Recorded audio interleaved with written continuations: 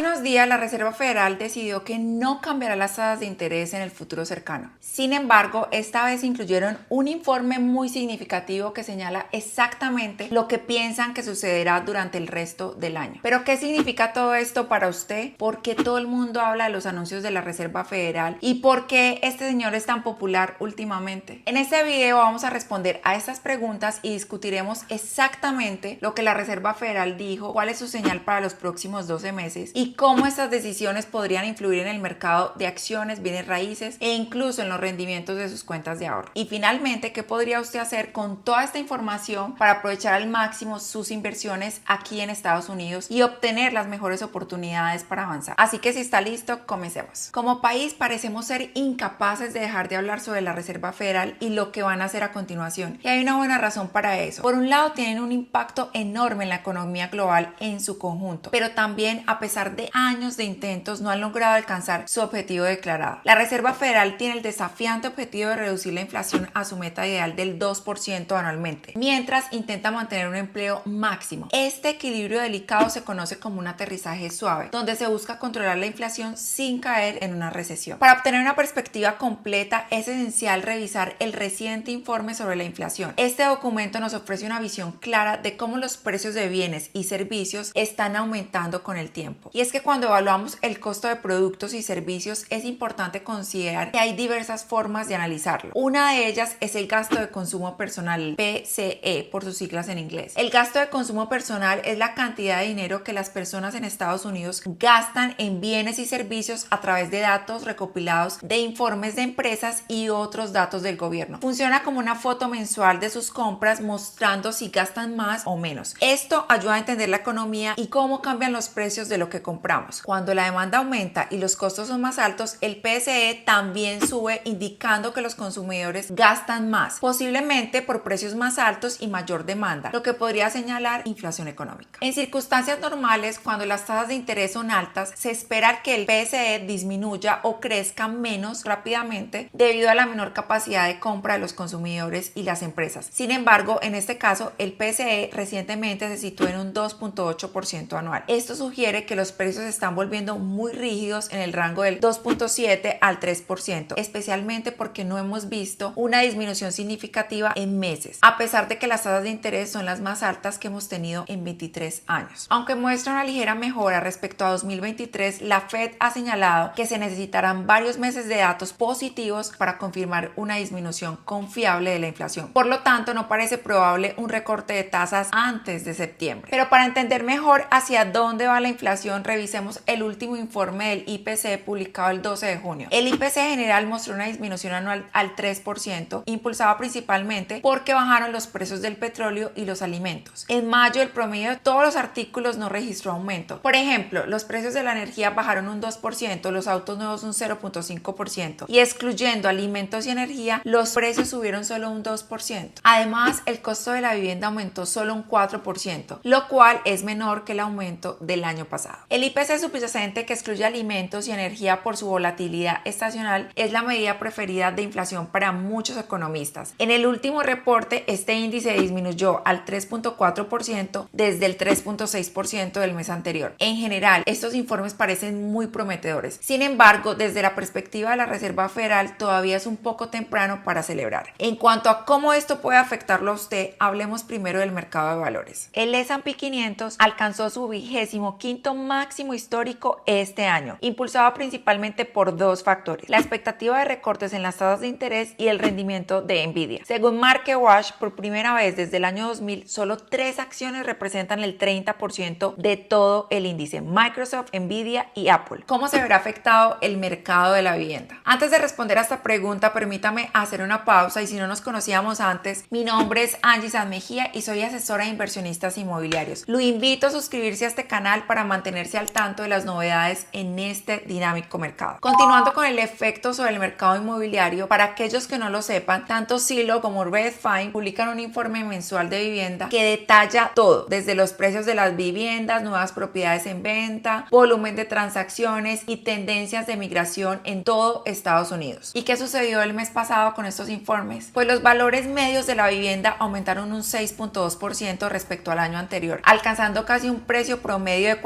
$434.000, el nivel más alto registrado hasta la fecha. Y como dato muy positivo, hoy en día hay un 10% más de viviendas para la venta en el mercado en comparación con hace un año. A pesar de esto, aún estamos un 20% por debajo de los niveles previos a la pandemia. Esto significa que casi el 44% de las casas se venden en las primeras 2 semanas después de salir al mercado, frente al 48% del año pasado. Además, se descubrió que el 18% de los vendedores redujeron sus precios, posiblemente porque inicialmente habían fijado un precio demasiado alto y se dieron cuenta que no funcionaría. Pero dejando eso, hasta ahora los precios de las viviendas se han mantenido elevados a pesar de las tasas hipotecarias más altas, simplemente porque hay escasez de inventario para satisfacer la demanda. Pero esto está empezando a cambiar gradualmente. Por ejemplo, Zillow ha ajustado su pronóstico para 2024 anticipando solo un aumento del 6% en los precios de la vivienda durante el resto del año y una disminución del 0.9% en los próximos 12 meses. Explican que un aumento en el inventario está causando que algunas propiedades permanezcan más tiempo en el mercado, lo que da más poder de negociación a los compradores. Pero esto es lo que dice Zillow. Sin embargo, en términos de hacia dónde podrían ir los precios de la vivienda en los próximos 5 años, un informe que dejaré en la descripción nos da 4 escenarios y tiendo a estar de acuerdo con ellos. El primero, los precios de las viviendas seguirán subiendo, pero a un ritmo mucho más lento. Segundo, se construirán más viviendas añadiendo más inventario al mercado. Tercero, las tasas hipotecarias con suerte empezarán a bajar a medida que la inflación disminuya nuevamente. Y cuarto, el mercado de la vivienda seguirá siendo competitivo gracias al crecimiento robusto del empleo, los ingresos y la escasez de terrenos en áreas deseadas. Por otro lado, otro tema que debería estar ganando mucha más atención en este momento es lo que está pasando con el alquiler. Un estudio reciente encontró que debido a los costos de vivienda en aumento, los inquilinos están eligiendo quedarse en las casas que tienen rentadas por más tiempo. En 2022, 1 de cada 6 inquilinos ha permanecido en su hogar en Estados Unidos durante 10 años o más, en comparación con el 13.9% una década atrás. Según Redfin, esto beneficia tanto a propietarios como a inquilinos, porque los inquilinos pueden optar por quedarse más tiempo para ahorrar dinero, mientras que los propietarios ganan certeza al evitar la vacancia. Básicamente, el mercado de vivienda sigue siendo increíblemente competitivo, pero las condiciones están comenzando lentamente a relajarse, pero por ahora no se percibe un entorno en el que los compradores tengan el control. Entonces, ¿cuáles son los últimos comentarios de Jerome Powell sobre el futuro de las tasas de interés? Antes de responder a esto y para ampliar su perspectiva, es importante destacar que cada trimestre la Reserva Federal publica su resumen de proyecciones económicas. Este documento abarca sus expectativas sobre el empleo, la inflación, los incrementos de tasas de interés y otras métricas económicas clave. Recientemente, según estas proyecciones, se espera que la inflación subyacente disminuya al 2.8% para finales de este año, baje al 2.3% para finales de 2025 y se estabilice en el 2% para finales de 2023. Estos números sugieren que hay pocas indicaciones de que las tasas de interés suban más allá de sus niveles actuales, lo cual es muy bueno. Aparte de eso, las proyecciones indican que la tasa de desempleo podría aumentar ligeramente hasta alcanzar un 4.2% en el 2025, mientras que se espera que el PIB, el Producto Interno Bruto, se mantenga en el rango del 2%, lo cual es consistente con las expectativas generales. En cuanto a las tasas de interés, un cambio significativo. Ahora anticipan mantenerlas en un 5.1% para 2024, considerablemente más alto que su proyección anterior del 4.6%. Además, han indicado la posibilidad de mantener tasas más altas durante el 2025, alrededor del 4.1%, sugiriendo solo un posible recorte de tasas en 2024 y un compromiso a largo plazo de mantenerlas en torno al 2.8%. Por otro lado, Jerome Powell ha advertido sobre el futuro, reafirmando que se abstendrán de nuevos recortes de tasas hasta que la inflación muestre un progreso más significativo. Después de todo, en este momento la inflación es más alta de lo que le gustaría. Los precios no están bajando significativamente tanto como desean, y si dan alguna indicación de un recorte de tasas, el mercado probablemente se dispararía y haría que la inflación sea aún menos probable que realmente disminuya. Hasta ahora la economía ha experimentado el suave aterrizaje que muchos esperaban desde 2022, sin señales de una recesión inminente. Esto es ideal para la Reserva Federal, ya que les permite mantener el statu quo y considerar reducir las tasas solo cuando sea absolutamente necesario. Por ejemplo, Canadá recientemente redujo sus tasas en 25 puntos básicos después de que la inflación bajara al 2.7% y su PIB empezara a desacelerarse. Es posible que Estados Unidos u otras naciones del G7 sigan este ejemplo en algún momento. Y también, como dato curioso, ha pasado casi un año desde que la Reserva Federal aumentó las tasas de interés por última vez. Aunque parece que fue hace solo unos meses, el tiempo ha pasado